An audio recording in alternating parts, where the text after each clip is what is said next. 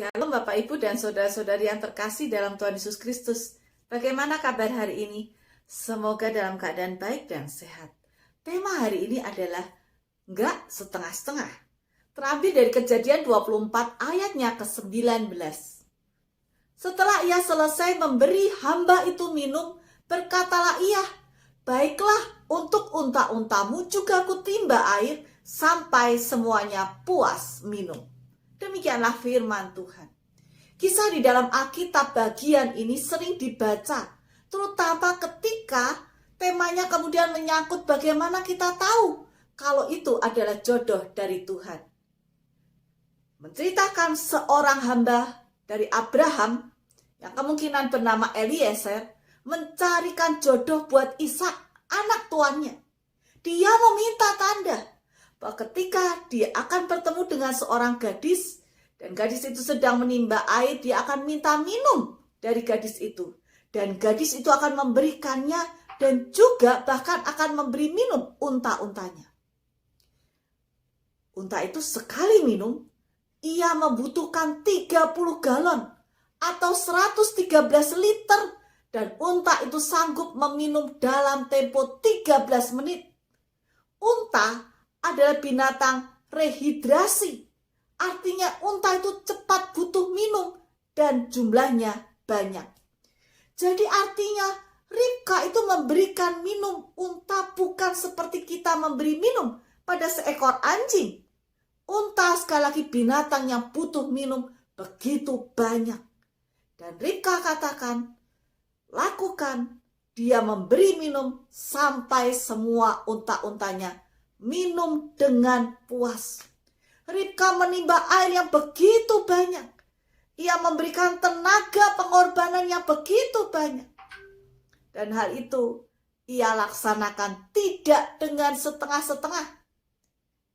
Dan akhirnya Eliezer mengetahui bahwa Ribka adalah pilihan dari Tuhan.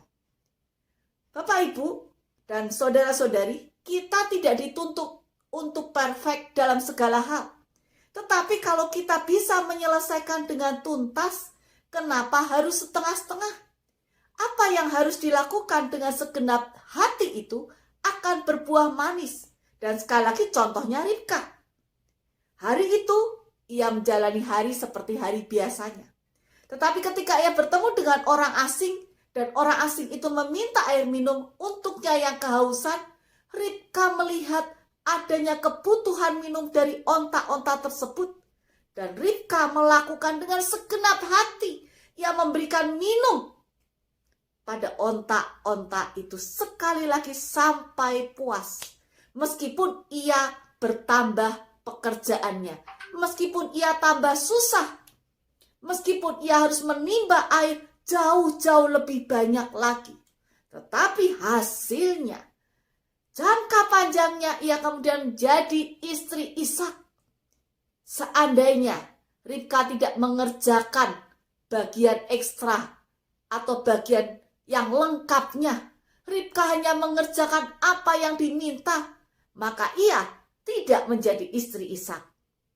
Mari kita merenungkan, kalau kita berusaha hanya setengah-setengah, itu seperti kita memberikan tempat bagi kemalasan. Dalam Ulangan, kita belajar misalnya ada di dalam buku itu 4 bab.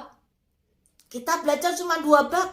Dan berharap 2 babnya nggak keluar pada saat ujian. Ya, pada saat ulangan.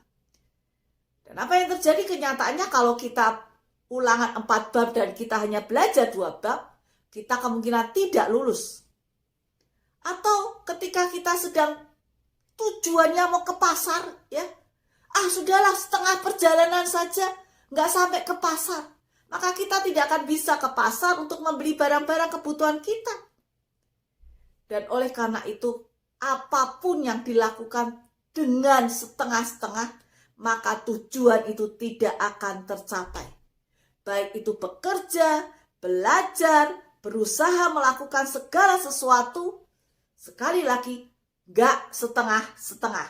Mari kita kerjakan sampai tuntas, sampai sepenuhnya, sampai lengkap dan selesai. Matius 5 ayat 48 mengatakan, karena itu kamu haruslah sempurna, sama seperti Bapamu di surga adalah sempurna. Tuhan memberkati kita. Amin.